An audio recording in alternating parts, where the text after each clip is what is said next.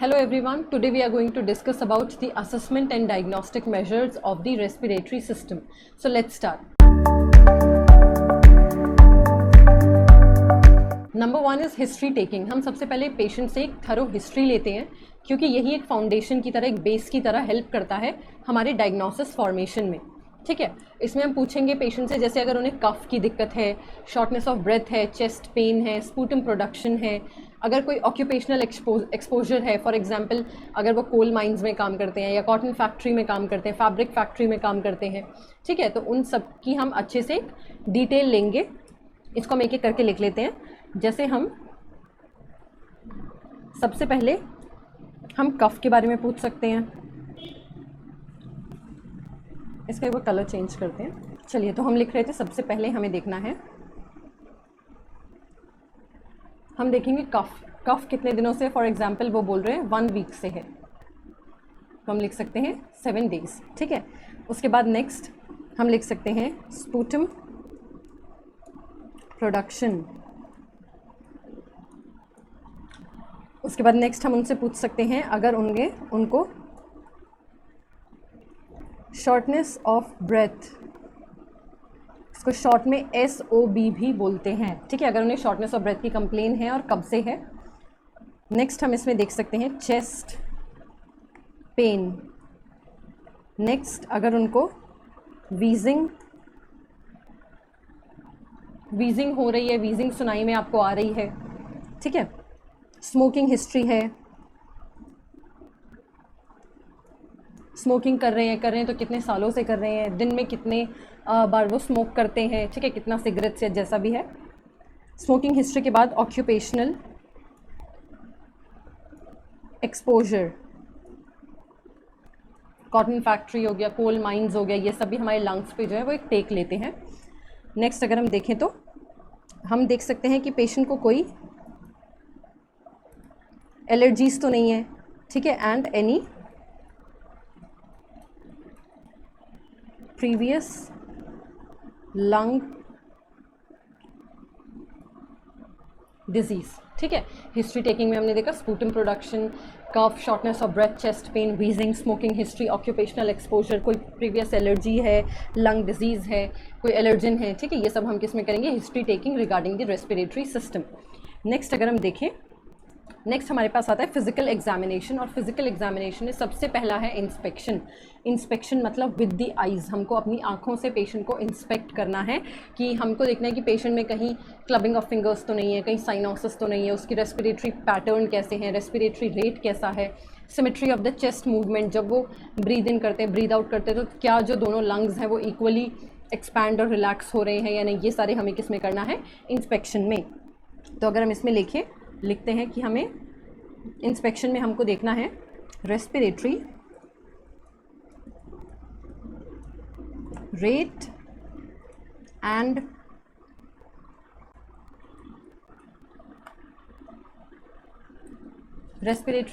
Pattern. Next हम इसमें देख सकते हैं लुक फॉर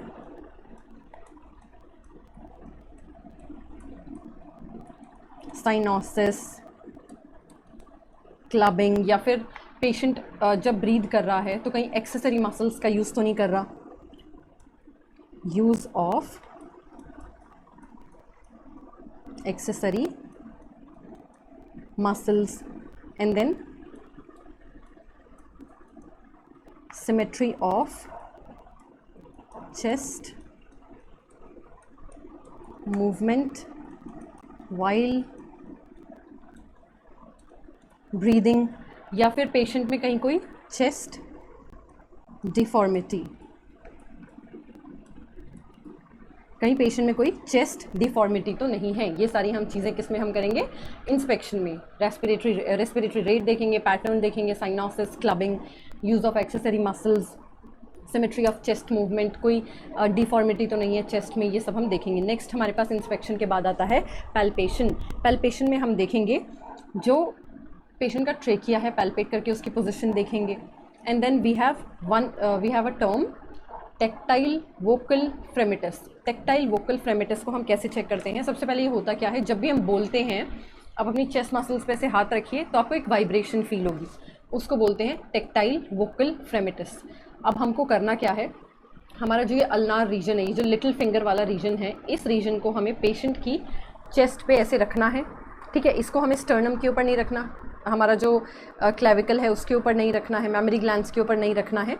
हम उसको जो है वो ऐसे एरिया में जहाँ पे हम लंग की वाइब्रेशन, बोलते हुए जो वाइब्रेशन हो रही है हमारे मसल में, उसको हम फील कर सकें, और ऐसा पोजीशन हो कि हम दूसरी साइड भी सिमेट्रिकली वही जगह फील कर सकें, ताकि दोनों को कंपेयर कर सकें। अब उसको यहाँ पे ऐसे रख के आप वो वाइब्रेशन फील करेंगे, और देन सेम दूसरी जगह पे सिमेट्रिकली ऑपोजिट जगह पे आप वो वाइब्रेशन फील करेंगे। इसको बोलते हैं टेक्टाइल वोकल फ्रेमिटस, ठीक है। तो हम पैल्पेशंस में हम क्या देख सकते हैं, हम देख सकते हैं टेक्टाइल वोकल फ्रेमिटस, वोकल फ्रेमिटस। और हम क्या देख सकते हैं पैल्पेशन से, हम देख सकते हैं चेस्ट एक्सपेंशन, क्या चेस्ट एक्सपेंशन प्रॉपर है या नहीं है। और हम क्या देख सकते हैं, ट्रेकियल पोजीशन, ठीक है। हम ये सारी चीज़ें हम किस में देख सकते हैं, पैल्पेट करके हम रेस्पिरेटरी सिस्टम को इस तरह असेस कर सकते हैं। नेक्स्ट हमारे पास आता है परकशन। परकशन जैसा आपको इमेज में दिख रहा है, परकशन करने के लिए जैसे हमारे पास एक फ्लेक्सीमीटर है और एक फ्लेक्सर है, तो हम इस तरीके से मिडिल फिंगर का आर्क बनाएंगे, और उसको जैसे हमने यहाँ पे चेस्ट पे रखा, और इस आर्क से रिस्ट की मूवमेंट होनी चाहिए, इसकी मूवमेंट नहीं, रिस्ट की मूवमेंट से हम इस तरीके से तुरंत इस तरीके से हम क्या है, रेजोनेंस फील करेंगे, ठीक है। तो हम क्या देखेंगे, परकशन करने के बाद हम देखेंगे रेजोनेंट नोट। ये नॉर्मल हो सकता है, जैसे हम आप लोग हैं इनमें क्या होगा, ये नॉर्मल होगा। अब सपोज कीजिए पेशेंट को हो रहा है हाइपर रेजोनेंस। हाइपर रेजोनेंस उन केस में होता है जहाँ पे एयर ज़्यादा है, तो वहीं पे तो रेजोनेंस ज़्यादा होगी, ठीक है। जैसे इसमें हमारे पास क्या गया, न्यूमोथोरेक्स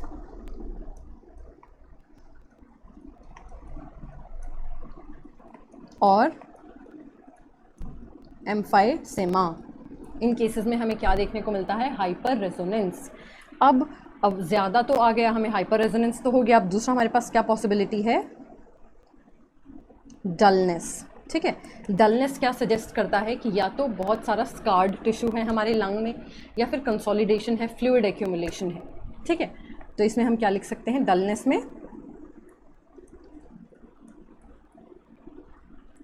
कंसोलिडेशन, प्लूरल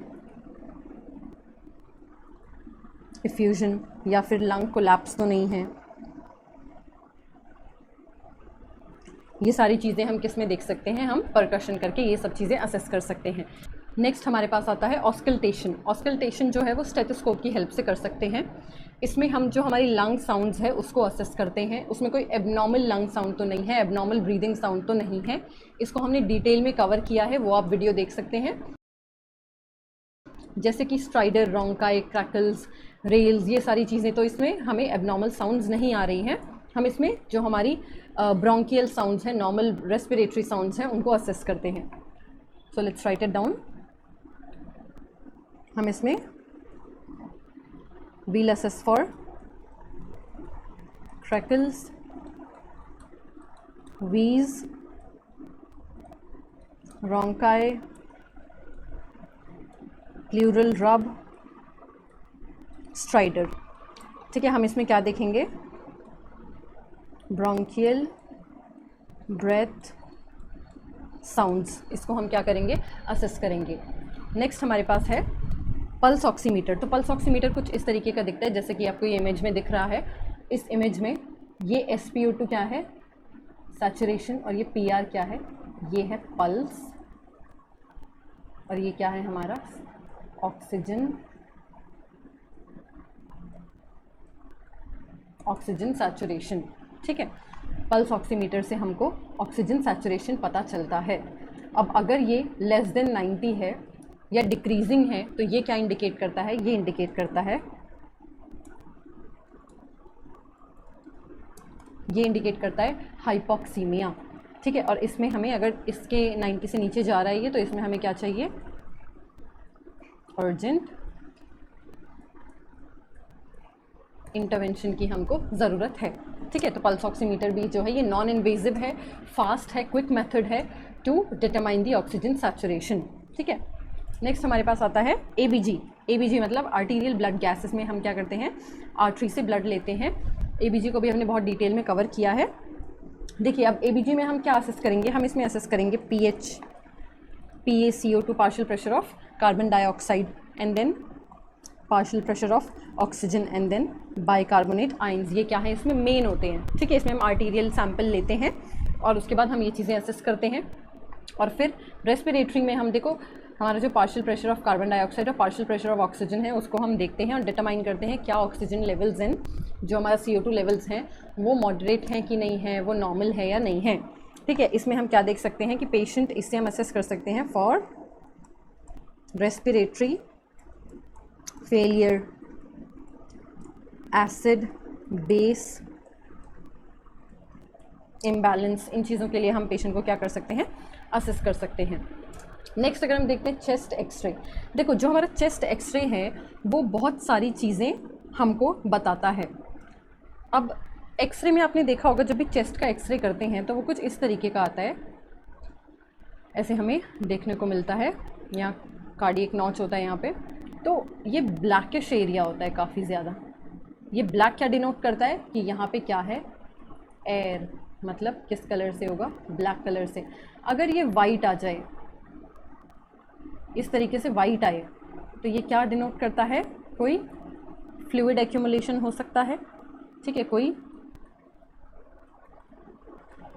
कंसोलिडेशन हो सकता है। ये किस कलर में आएंगे, वाइट कलर में आते हैं चेस्ट एक्सरे में। अब हम ये किन किन केसेस में कर सकते हैं उनको देखते हैं, जैसे कि pneumonia, pneumothorax, pleural effusion,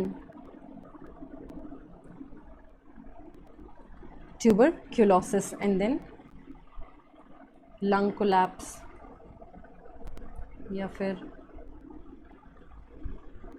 atelectasis या फिर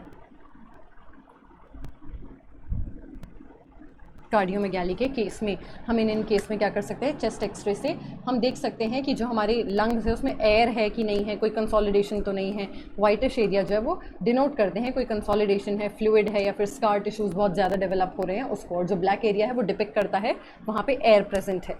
नेक्स्ट हम देखते हैं CT scan of the chest. अब देखिए जो CT स्कैन है ये एक मोर डिटेल्ड स्ट्रक्चर प्रोवाइड करता है, या कॉम्पोजिशन या सेलुलर स्ट्रक्चर, टिश्यू का जो स्ट्रक्चर है ये ज़्यादा डिटेल में हमको कौन बताता है, ये हमें बताता है CT स्कैन। ठीक है, कंप्यूटर टोमोग्राफी। इसमें जैसे आपको ये मशीन दिख रही है, इसमें यहाँ से इस तरीके से पेशेंट अंदर जाता है और उसके बाद हर तरह से उसका हेड ऐसे कुछ ऐसे स्लाइसेस में इमेज ली जाती है और उनको हम असेस करते हैं, उनको हम देखते हैं कि इसमें कोई पेशेंट में कोई ऐसा ट्यूमर तो नहीं है जो हमें एक्सरे में अच्छे से डिपिक्ट नहीं हो रहा है, कोई कैंसरस सेल्स तो नहीं है इस तरीके से हम, या कोई डिफॉर्मिटी तो नहीं है। ठीक है, तो इसमें हम क्या कर सकते हैं, लंग ट्यूमर्स को हम देख सकते हैं। और एक चीज़ और बात है, पल्मोनरी एम्बोलिज्म भी हम इससे देख सकते हैं। पल्मोनरी एम्बोलिज्म किस तरीके से, जब हम करते हैं, जब हम CT स्कैन करते हैं, CT एंजियोग्राफी करते हैं, मतलब कि हम पेशेंट को ये मशीन में तो भेज ही रहे हैं, साथ में हम एक डाई भी दे रहे हैं, एक आयोडीन डाई भी दे रहे हैं। आयोडीन डाई जब हम देते हैं पेशेंट को तो हमें मेक श्योर करना है कि पेशेंट आयोडीन से एलर्जिक नहीं है, कोई सी फूड से एलर्जिक नहीं है, एग से एलर्जिक नहीं है, ये सारी चीज़ें हमको मेक श्योर करनी है, तभी हमें डाई देनी है, अदरवाइज़ एलर्जिक रिएक्शन आएगा। ठीक है, तो पल्मोनरी एम्बोलिज्म हम कैसे कर सकते हैं, ये किस तरीके से होता है, CT पल्मोनरी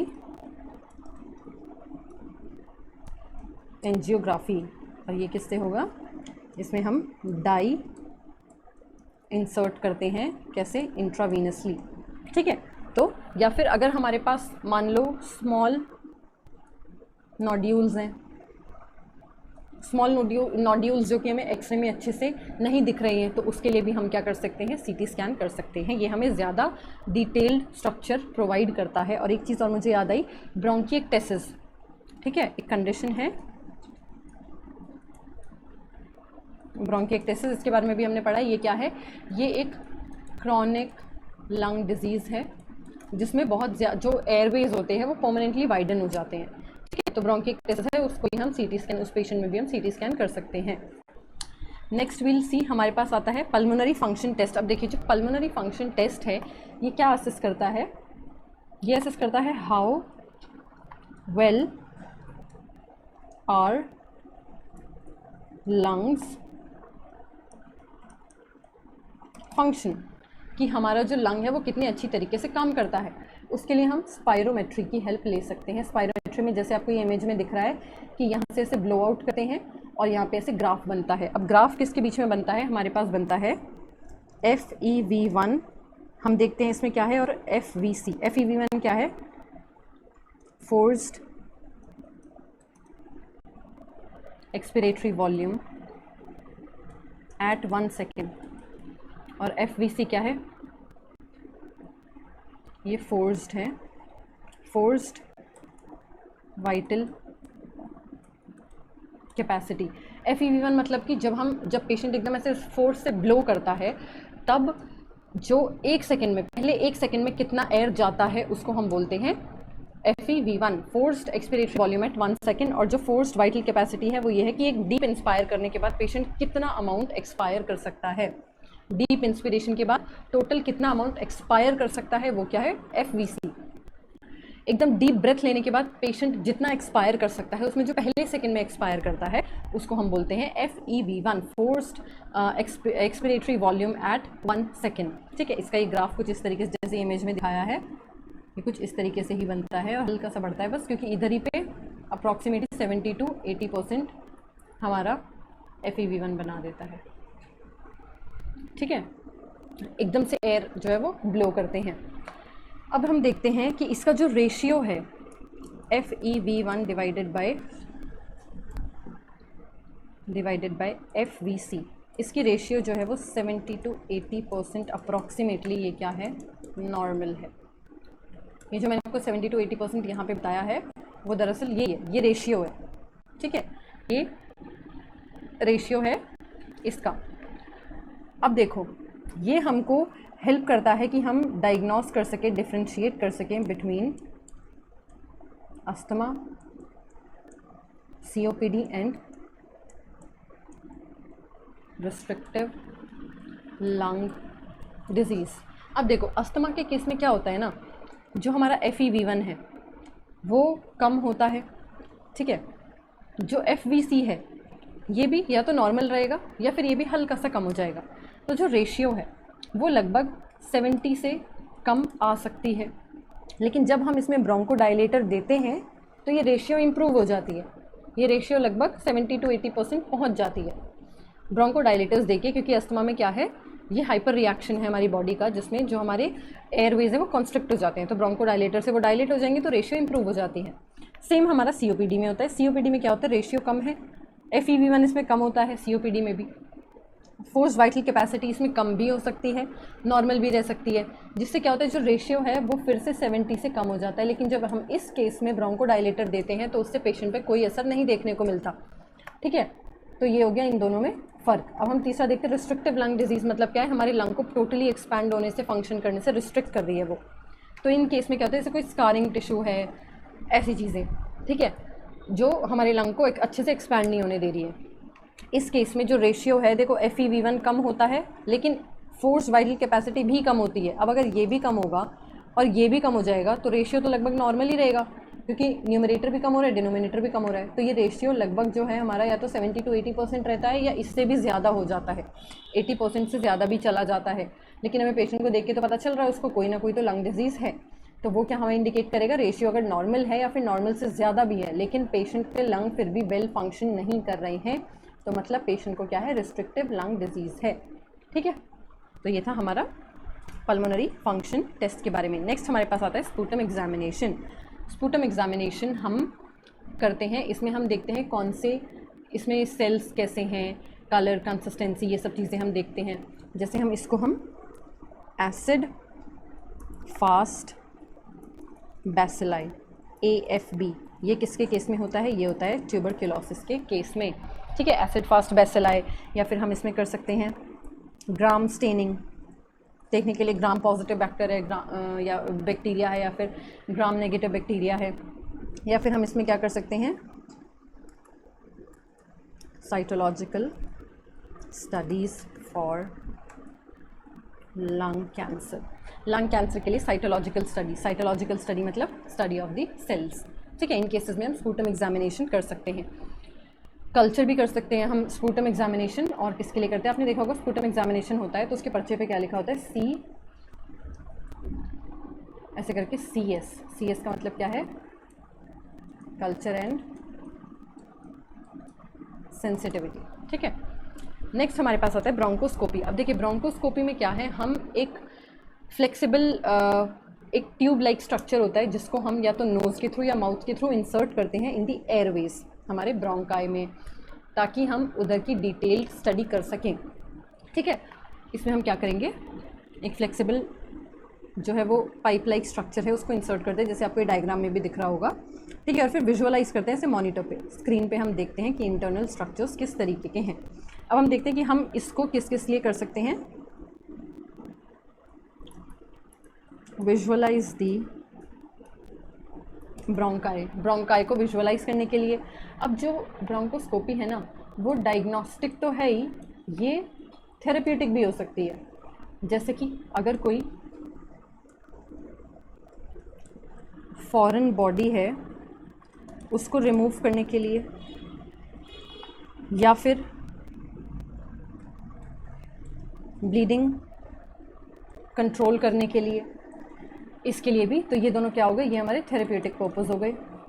अब डायग्नोस्टिक में और देखते हैं हम ब्रोंकोस्कोप से और क्या कर सकते हैं, हम इसमें कर सकते हैं बायोप्सी। ठीक है, हम इसमें बायोप्सी ले सकते हैं, या फिर हम इसमें क्या कर सकते हैं Bronco alveolar lavage samples. Bronco alveolar lavage samples क्या हो गए हैं, जो मैंने बताया कि हम क्या करते हैं, ब्रोंकोस्कोप डालते हैं, स्टेराइल वाटर डाल के थोड़ी देर उसको रख के फिर वापस से वो लेके उसकी स्टडी करते हैं, उसमें जो भी सेल्स है उसकी स्टडी कर सकते हैं, that is bronchoalveolar lavage samples. अब देखिए नेक्स्ट हमारे पास क्या आता है, हमारे पास है प्लूरल फ्लूइड एनालिसिस। इसमें हम क्या करते हैं, जो प्लूरल फ्लूइड है हम इसको मोस्टली हम इसे डिफ्रेंशिएट करने के लिए किसके बीच में, ट्रांसुडेट एंड एक्सुडेट के बीच में डिफ्रेंशिएट करने के लिए हम प्लूरल फ्लूइड एनालिसिस करते हैं। प्लूरल फ्लूइड कहाँ से अटेन होता है, जो हमारी पेराइटल प्लूरा और विसरल प्लूरा है उसके बीच में जो फ्लूइड है वो क्या है, हमारा प्लूरल फ्लूइड है। विसरल प्लूरा जो लंग से अटैच है मेम्ब्रेन, और फिर उसके बीच में फ्लूइड है, और फिर जो बाहर वाली कवरिंग है वो क्या है, हमारी पेराइटल प्लूरा, इसके बीच में फ्लूइड होता है। इसकी स्टडी को बोलते हैं प्लूरल फ्लूइड एनालिसिस।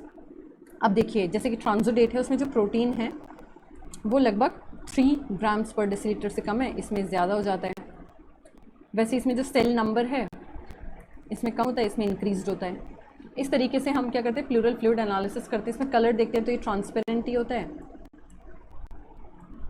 और ये क्या हो सकता है, क्लाउडी टर्बिड हो सकता है। इस तरीके से हम क्या करते हैं, ट्रांसुडेट और एक्सुडेट को डिफ्रेंशिएट करने की कोशिश करते हैं। हम एक सेपरेट वीडियो लेंगे ट्रांसुडेट और एक्सुडेट को डिस्कस करने के लिए, क्योंकि वो अपने आप में ही एक बहुत इंपॉर्टेंट टॉपिक है। ठीक है, और इसको हम सेम कल्चर या फिर साइटोलॉजिकल स्टडीज़ के लिए भी हम प्लूरल फ्लूइड एनालिसिस कर सकते हैं। नेक्स्ट अगर हम देखते हैं तो हमारे पास आता है पीक एक्सपिरेटरी फ्लो रेट। अब ये आपको डायग्राम में दिख रहा होगा कि इसमें 3 जोन्स होते हैं, red zone, yellow zone and then green zone. Green zone मतलब सेफ, येलो जोन का मतलब है नीड इंटरवेंशन, रेड जोन का मतलब है नीड इमीडिएट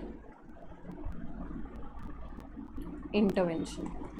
ठीक है, ग्रीन जोन क्या है, सेफ है, नीड इंटरवेंशन मतलब येलो जोन में कि पेशेंट को इंटरवेंशन की ज़रूरत है, उसको हॉस्पिटल लेके जाओ, चेक करवाओ। रेड जोन का क्या मतलब हो गया कि उसको इमीडिएटली इंटरवेंशन की ज़रूरत है, तुरंत की तुरंत हमें पेशेंट को क्या है, इंटरवेंशन प्रोवाइड करनी है। अब इसमें भी देखिए कुछ इस तरीके का डिवाइस होता है, यहाँ से पेशेंट जो है इस तरफ से ब्लो करता है जितना ज़ोर से कर सके, और ये जो बॉल है, ये जो मीटर है, ये इस तरीके से ऊपर की तरफ जाता है। ठीक है, ये हमारा इंडिकेटर होता है किसके लिए, पीक एक्सपिरेटरी फ्लो रेट। जैसा कि हमें नाम से ही पता चल रहा है कि इसमें क्या है, this is regarding the expiratory flow rate. तो हमें ये 3 जोन में डिवाइडेड होता है, उस हिसाब से हम देखते हैं कि पेशेंट की लंग कंडीशन किस तरीके की है। नेक्स्ट अगर हम देखते हैं, हमारे पास ये हमारा लास्ट था। तो thank you so much for attending the session. अगर आपको इसमें कोई भी डाउट है तो आप हमें कमेंट बॉक्स में बता सकते हैं, और इससे रिगार्डिंग जो एबीजी की वीडियो है, एबनॉर्मल रेस्पिरेटरी साउंड्स की वीडियो है, वो भी हमने अपलोड की है, आप वो भी जाके चेकआउट कीजिए। उसमें भी कोई डाउट हो तो बताइए। Thank you so much for attending this session.